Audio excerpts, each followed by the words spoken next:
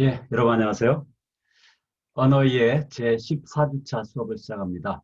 이번 주에는 한국어와 문학, 한국어와 한국문학이라는 주제로 어, 지금까지 우리가 공부한 언어학적 지식을 접목해서 살펴보기로 했습니다. 자, 우선 야생부터 보시죠. 이 야생화 이름 무척 길어요. 보라, 노랑, 무늬, 붓꽃인데요. 예, 이 붓꽃이라고 하는 어, 야생화가 여러분들이 그 화단이나 공원에서 보는 것과는 좀 다릅니다. 거기에서 인위적으로 재배하고 있는 것들은 좀 키가 큰데, 야생에서, 특히 산에서 자라고 있는 것들은 그 키가 10cm 이하인 아주 작은 꽃인데, 붓 모양이다. 그래서 붓꽃인데, 이 붓꽃에는 여러 종류가 있어요. 가장 흔한 것이 자주색 전체, 꽃잎 전체가 자주색인 것이 있고, 그것을 각시붓꽃이라고 부르고요. 그 꽃잎이 완전히 금색, 노란색인 게 있는데 그걸 금붓꽃이라는 게 있고 또 다른 종류로 노랑붓꽃이라는 게 있어요. 그런데 이 바탕은 이렇게 흰색이면서 바탕은 흰색이면서 노랑 무늬가 이렇게 가운데 있는 이런 것을 노랑 무늬 붓꽃이라고 하는데 아주 이제 희귀합니다. 근데 거기다가 가운데 이렇게 보라색 색깔이 드리워진 이런 붓꽃은 또 보라 노랑 무늬 붓꽃이라고 하는데 정말 희귀한 꽃이에요. 찾아보기가 참 힘든데요. 어떤 개념이 자꾸 그 섬세화될 때 학문의 세계에서도 자꾸 접두어를 붙여서 그 개체의 또 그 개념의 특성을 명확하게 규명하려는 그런 경향이 있는데 야생화의 세계에서도 마찬가지입니다. 우리 사람도 그럴 거예요. 그 사람마다 비슷한 심성을 갖고 있는 부류가 있지만 그 중에서도 또 소그룹으로 그 개성 특성을 나눌 수 있고 또 그 소그룹 속에도 개인마다 제각기 다르죠. 그래서 우리 인간의 어떤 고유한 개성을 나타내는 것처럼 야생화의 세계도 그 개성이 아주 각각 두드러지는데 그런 것들을 보여주는 이름의 예이고요. 또 이것이 우리 학문 분야에도 그대로 적용된다는 얘기를 하고 예, 본문 내용을 시작하도록 하겠습니다. 우선은 지난 시간에 우리가 공부했던 걸 중요한 몇 부분을 같이 한번 되새겨 볼까 합니다. 한글 맞춤법 통일안이라는 것이 1933년에 조선어학회라는 학회에 의해서 주시경과 그 제자 학자들에 의해서 연구되었고 그 결과물이 바로 한글 맞춤법 통일안이다. 근데 이 한글 맞춤법 통일안의 특징은 뭐냐면 기본 원칙이 본음의 원리에 따른다는 게 이제 아주 독특해요. 본음의 원리를 따른다. 근데 두 가지 원칙에 의해서 글을 이제 한글을 표준에 맞게 적도록 규정하고 있는데요. 첫 번째는 소리대로 적는다는 거예요. 소리 나는 대로. 영어의 경우에는 철자와 소리가 다른 경우가 참 많죠. 하지만 우리말은 문자 하나가 하나의 소리, 하나의 음수를 전달하는 그런 시스템으로 원래부터가 만들어졌습니다. 그래서 소리 나는 대로 적는 것을 원칙으로 하되 어법에 맞게 적는다. 어법을 끼워 넣었어요. 어, 어법에 맞도록 적는다는 건 뭐냐면은 체언이나 용언, 즉 명사류나 그 서술어 등의 어간 형태소 표기를 고정화해 놓는다. 즉 이거 어간 형태소를 기본형, 본음으로 선택해서 적는다는 거죠. 이 부분, 두 번째 부분은 세종대왕이 훈민정음을 창제할 당시에 쓰기 원칙이 약간 수정된 거라고 볼 수가 있습니다. 그래서 그 이 두 가지 원칙에 적대 때로는 변칙을 활용할 경우가 있다는 것인데요. 자, 만들면 할 때 만들 그 소리 나는 대로 적었죠. 면 이렇게 소리 나는 대로 적었어요. 그래서 만들면 이렇게 되는데 또 여기에는 본음 어간 형태소를 그대로 표현했습니다. 만들이라고 하는 것이 어간 형태소인데요. 그렇게 따지고 보면 여기에도 만드니라고 니라는 어미를 붙일 때 이 그러니까 어간 형태소를 그대로 표현한다면 만들리 이렇게 된 텐데 진짜 우리는 만들리라고 발음을 하지 않죠. 그래서 소리 나는 대로 원칙을 적다 보니까 변칙을 활용할 수밖에 없다. 그래서 이런 경우에는 어간 형태소가 표시되지 않더라도 소리 나는 대로 적는 것을 그 기반으로 삼다 보니까 어쩔 수 없이 변칙을 사용하게 되는데, 이런 변칙을 활용한다, 받아들인다는 거죠. 또 어미나 조사 같은 경우에 이 형태를 표기하는 걸 원칙으로 한다. 이 형태라고 하는 것은 형태소의 서로 다른 음성적 형태를 말합니다. 형태소라는 것은 최소의 의미 단위를 말한다고 했는데, 똑같은 의미를 전달하고 한다고 하더라도 그 음성적 특성이 다른 경우가 있는데, 그것을 활용해서 적는 것을 원칙으로 한다. 그 대표적인 것이 이제 주격조사인데요. 자음 다음에서는 이를 쓰고 모음 다음에서는 가를 씁니다. 그런데 이 두 개의 조사, 어미가 뜻하는 바는 똑같아요. 그렇지만 이걸 그대로 적는 걸 원칙으로 한다. 또 연결형 어미라고 우리가 말하는 어나, 아나, 여나 이런 것은 앞에 음절, 어간이 음성 모음이냐 양성 모음이냐 하라는 특별한 불규칙 용언이냐에 따라서 뒤에 형태가 다른데, 그걸 그대로 이 형태를 인정해 가지고 표기를 한다는 거고요. 또 동사에서 명사가 파생되면서 원래 꼴에서 벗어나는 경우가 많은데, 그런 것들이 여기 나오는 마중, 무덤, 주검이에요. 근데 이런 파생도 있는 그대로 활용해서 적는다. 이것을 뭐 어간 형태소를 활용한다, 어간 형태를 고정시킨다 해가지고 맞중, 묻엄, 뭐 죽엄 이렇게 표현하지 않고 일상적으로 언어 대중이 지금까지 쓰고 있는 그 표현, 파생적 표현을 그대로 적어서 쓴다는 거였습니다. 자, 이런 그 현대 한글 표기법이 태동이 되었던 이 원칙 한번 우리 되새겨 보면서 한글 맞춤법이 또 어떻게 변형됐는가 하는 것도 살펴보면요. 1988년에 제정된 것이 2014년, 2017년에 약간의 수정과 개정의 과정을 거쳤고요. 표준어 규정도 1988년에 제정된 것이 2017년에 와서 까지 쭉 수정 과정을 거치면서 이어지고 있는데, 요 1988년부터 사용되는 표준어 규정과 그 이전 1933년 한글 맞춤법 통일에 사용되는 표준어 규정이 약간 다릅니다. 그래서 표준말을 1933년 판에서는 표준말은 대체로 현재 중류 사회에서 쓰는 서울말로 한다, 이렇게 어떤 사회적 계급을 이렇게 고정시켰는데, 이게 좀 뭔가 위화감이 있죠. 중류 사회라는 그게 뭐 자본주의적 사회에서의 어떤 표현이든 어떤 권력을 나타내는 표현이든 엘리트 계층을 표현하든 뭔가 위화감이 있어서, 이걸 1988년에는 표준어는 교양 있는 사람들이 두루 쓰는 현대 서울말로 정한다 이랬어요. 그러니까 서울말로 한다는 것은 같아요. 그리고 현재라고 하는 것도 같아요. 근데 교양 있는 사람들이 두루 쓴다는 말은 이 교양이 있고 없고도 위화감이 아니냐, 어떻게 기준을 정하느냐, 이렇게 이제 반박할지도 모르지만, 교양이 있다는 말은 어느 정도의 그래도 교육을 받은 사람들이 쓰는 말을 원칙으로 한다는 겁니다. 교육을 전혀 받지 않은 사람들이 그 어원이 뭔지 어간이 뭔지도 모르고 그냥 정말 말 그대로 발음 나는 대로 쓰는 방식, 그걸 그대로 따르지는 않고, 그래도 일정한 교육, 국어 교육을 받은 사람들이 뭔가 그 자기 말의 사용에 대해서 인지를 해가면서 쓸 때 좀 더 이렇게 커뮤니케이션, 의사소통이 더 쉬워질 수 있고 효과적일 수 있는데, 그런 걸 고려해서 교양 있는 사람들이 두루 쓰는 말이다, 이렇게 이제 표준말 규정도 바꿨다는 거. 또 하나, 로마자 표기법에 대한 것을 얘기를 했는데요.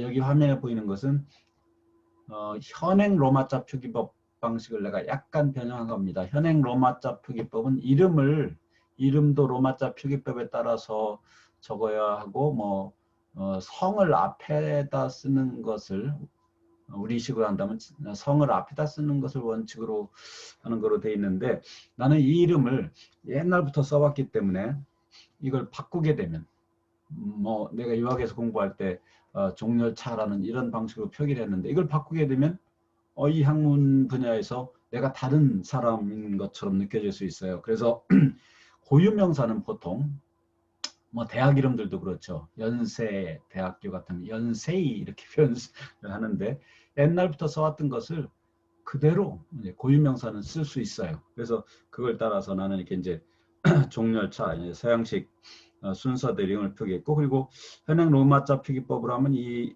U를 EO로 표현할 텐데 이제 그렇게 하지 않고 옛날부터 써왔던 이름이기 때문에 그대로 쓰는 걸로 했습니다. 여기 EO처럼 표현하지 않고요. 주소를 쓸 때에 영어로 주소를 적을 때는 맨 앞에 이렇게 번지수가 나오고 그 다음에 거리 이름이 나온다. 거리미에서 요즘 도로 이름을 적을 때 이제 이렇게 no라고 표현하고 붙였습니다. 그 다음에 이제 아파트 번호를 그 다음에 적어요.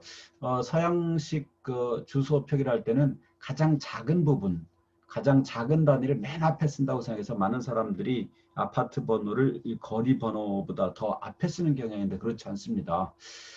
거리, 그러니까 맨 첫 줄은 이름 말고 첫 줄은 번지수 거리 이름이 오고 그 다음에 아파트에 거주할 경우는 아파트 동호수를 그 다음에 적게 돼 있다는 거. 그러니까 이거 전부가 하나의 묶음이라고 보면 되겠습니다. 그 다음에 유성구, 대전. 이 대전을 두 번 쓴 이유는 이게 이제 대전 광역시 일대 하나의 그 큰 자치단체로 보기 때문에 그런 의미에서 이건 대전입니다. 그러니까 논산시의 경우에는 이 뒤에 논산이 오겠고 여기는 충남이 와야겠죠. 그 다음에 이제 최고 최대 광역자치단체 다음에는 이제 우편번호예요. 우편번호. 나라 이름, 뭐 사우스 코리아 또는 Republic of Korea 이렇게 적으면 되겠습니다.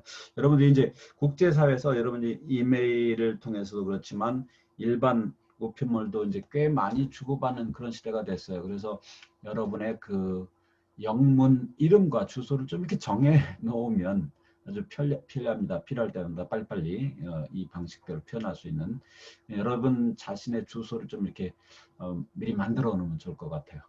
예, 여기까지가 지난 시간에 우리가 공부한 내용을 그 중요한 부분을 살펴본 것이고요. 자, 이번 주에 우리가 생각해 볼 주제들입니다. 일상의 문법에서 벗어난 예들을 실제로 문학작품에서 찾아 그렇게 쓰인 이유를 생각해 보자. 문학작품 잠시 후에 우리가 이제 하나하나 구절구절 살펴보겠지만 일상적인 표현과 다른 표현들을 시인들은 소설가들은 뭐 참 쓰는 걸 즐깁니다. 맞춤법도 그런 경우가 있어요. 또 자, 방언이 효과적으로 사용된 문학작품을 찾아 그 효과를 설명해보자. 예, 소설에는 방언이 참 많이 사용되죠.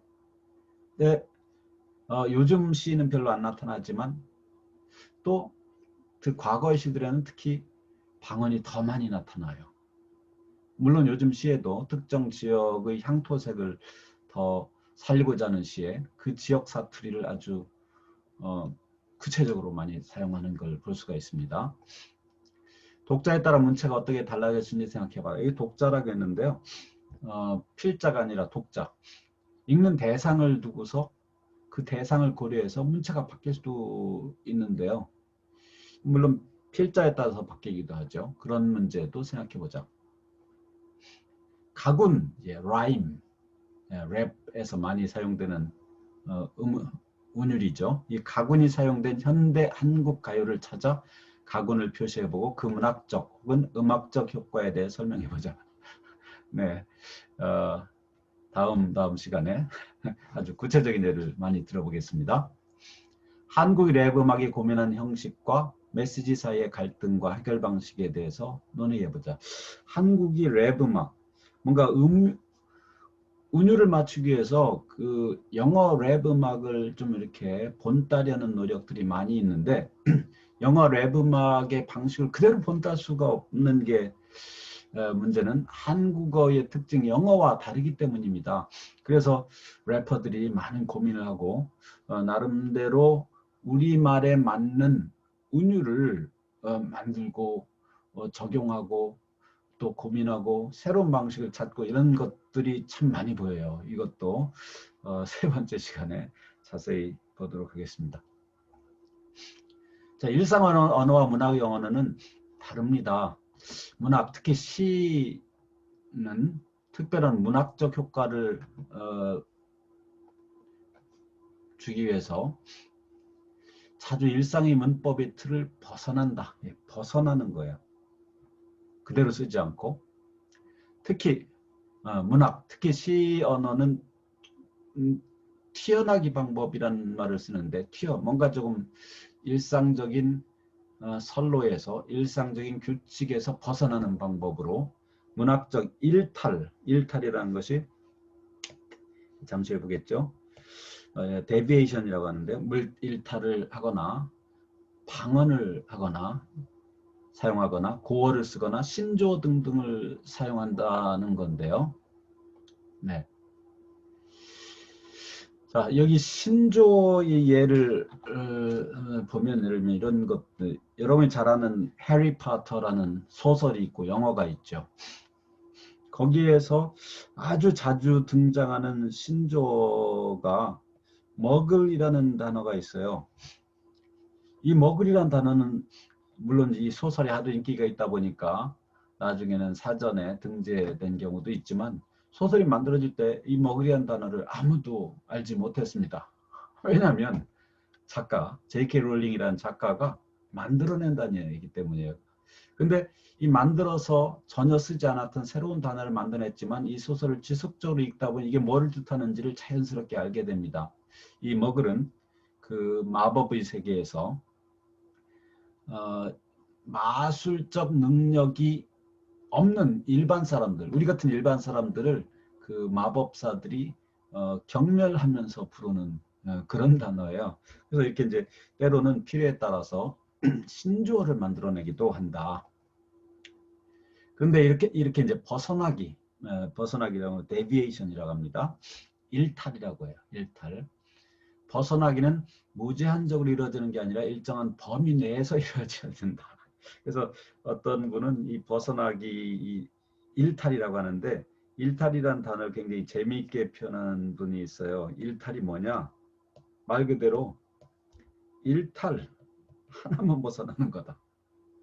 이탈, 두 개를 벗어나게 되면 독자들이 이해를 못해서 자기가 의도한 효과가 오히려 반감이 된다. 이렇게 재미있는 논리를 펴는 분이 있어요. 약간만 벗어나는 거.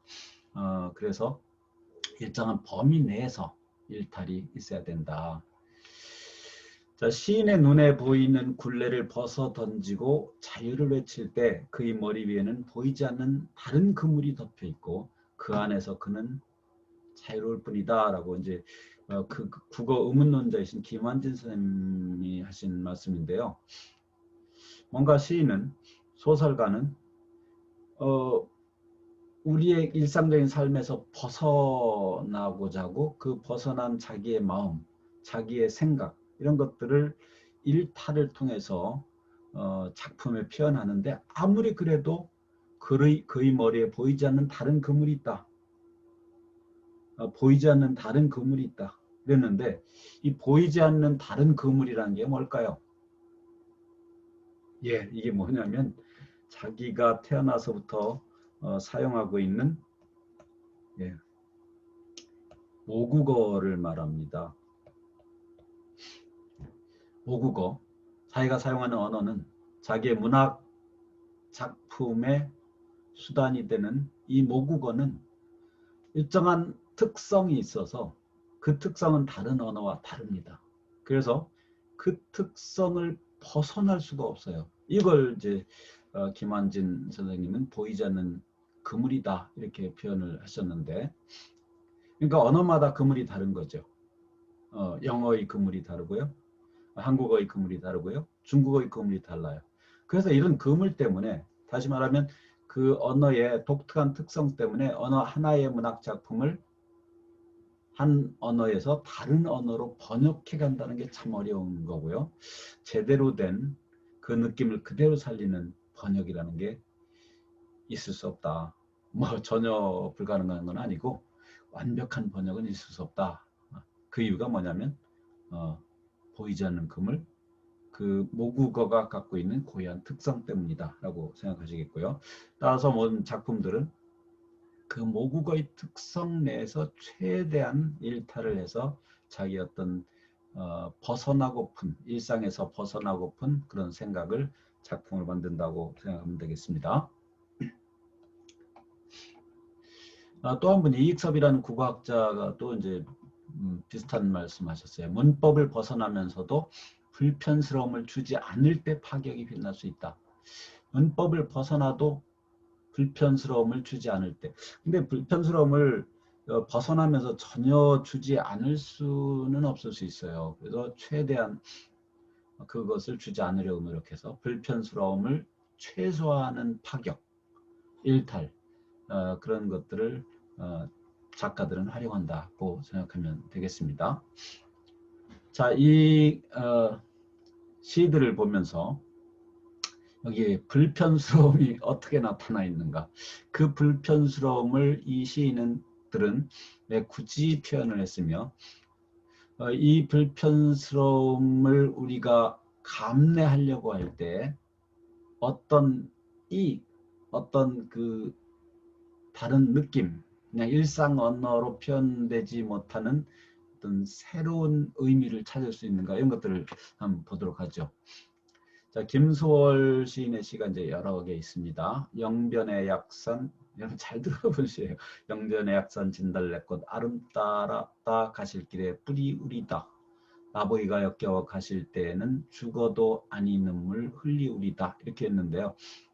여기 표기법에 있어서 뭐 옛날에는 이렇게 이제 한자어를 많이 섞어서 썼어요. 특히 이제 지명, 영변도 지명이고 약산 이런 것도 이제 그 지역의 지명 산 이름입니다.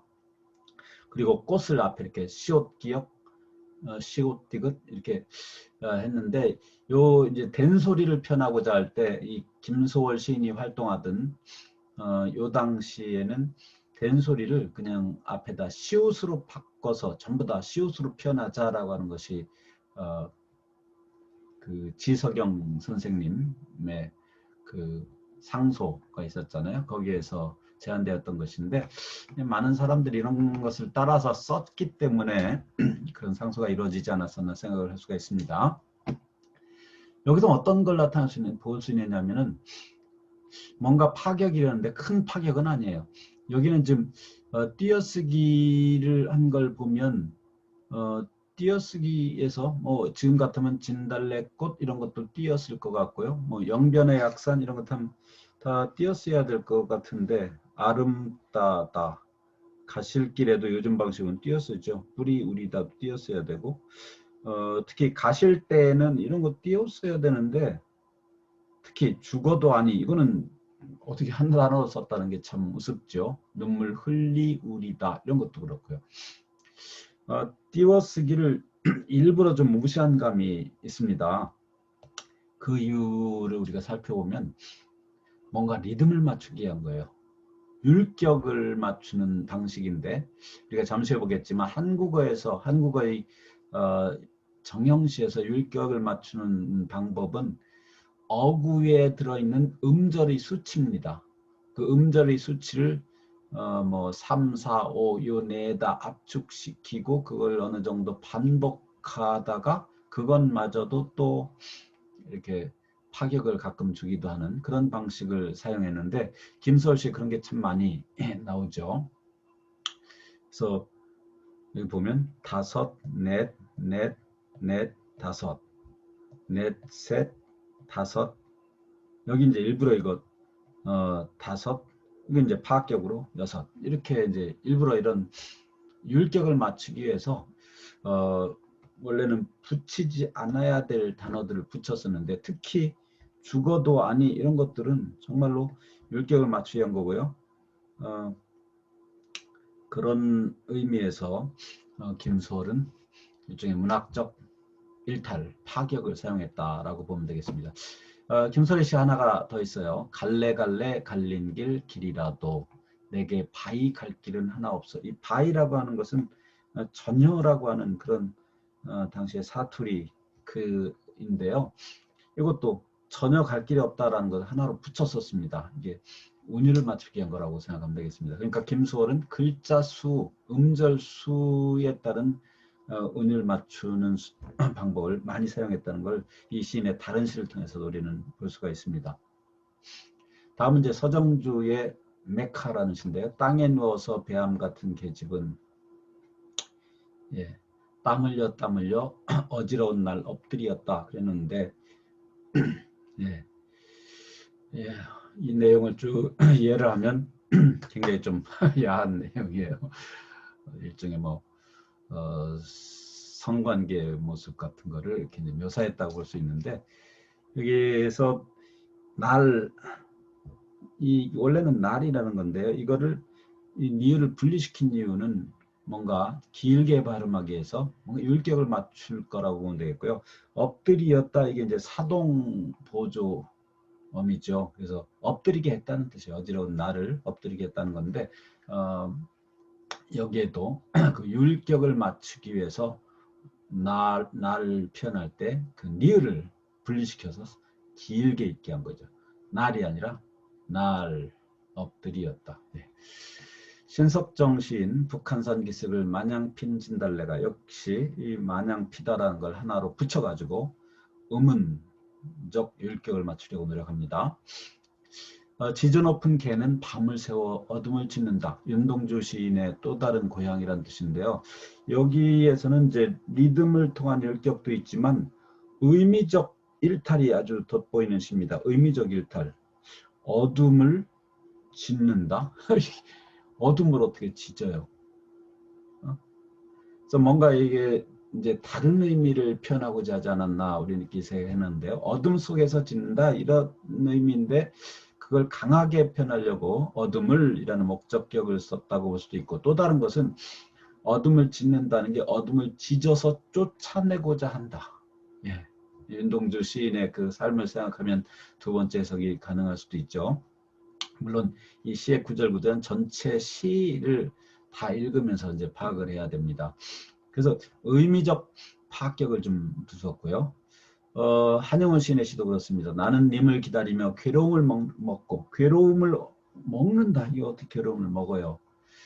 괴로움 그 쓰디 쓴 괴로움인데 그걸 스스로 먹어가면서 힘들지만 먹어가면서 인내한다고 이제 해석할 수 있는 여지를 둡니다. 의미적 파격이에요.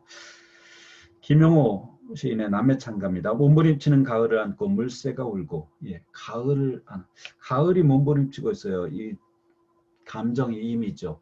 내가 몸부림치는데 가을이 몸부림친다고 표현한 것은 이제 감정의 입인데 그 가을을 내가 안고 있으면 얼마나 자기도 힘듭니까?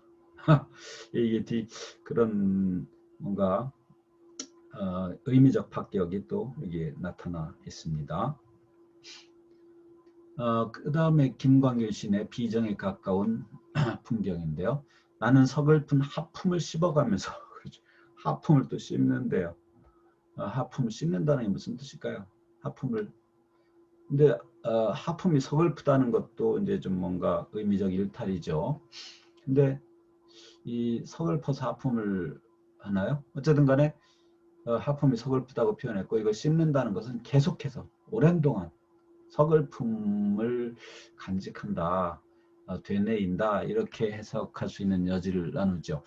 보여주죠. 그래서 여기 나오는 이런 시들은 의문적 파격, 일탈을 사용하거나 아니면 의미적 파격, 의미적 일탈을 사용하는데 읽기가 사실 불편하죠. 근데 이 불편함을 여러분이 감내할 수 있다면 그 작가가 그 불편함이라는 일탈, 파격을 사용해서 뭐를 표현하고 있는가를 이제 생각하게 되고 그 표현, 불편스러운 표현에 의미하는 바, 뜻하는 바를 나름대로 파악했을 때 우리는 재미를 느낍니다. 작품, 문학작품이라는 것은 entertaining, 즐거움을 주는 게 목적이에요. 비극이라는 것도 비극이라는 비극에서 표현한 카타르시스라는 감정을 통해서 뭔가 사람 마음을 울리고 마음을 즐겁게 하는 거죠. 그래서 이 문학적 파격은 참 불편합니다. 하지만 이 불편함을 감내하고 그 불편함이 의미하는 바를 찾아서 이해하려고 할 때 우리는 즐거움을 느낍니다. 앞으로 여러분들이 문학작품들을 특히 시를 읽을 때 불편하다고 해서 그냥 접어버리지 마시고 그 불편함이 뜻하는 바를 이해하려고 노력해 보세요. 그에 대한 엄청난 보답이 있겠습니다.